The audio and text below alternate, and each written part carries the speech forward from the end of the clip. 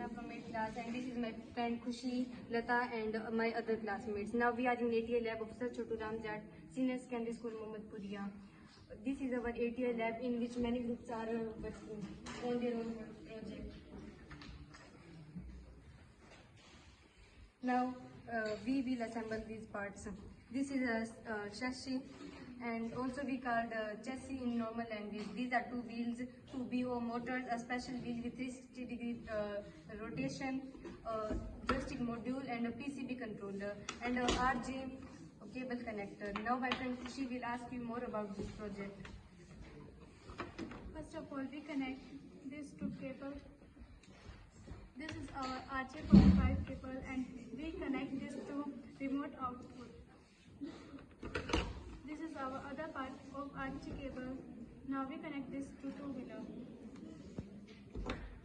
This is our 10-watt battery. We connect this to battery holder. This is our two controller. This is our right controller, and this is left. Now we will start this.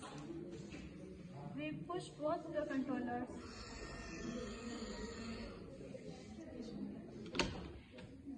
Hope you like this video. Thanks for watching.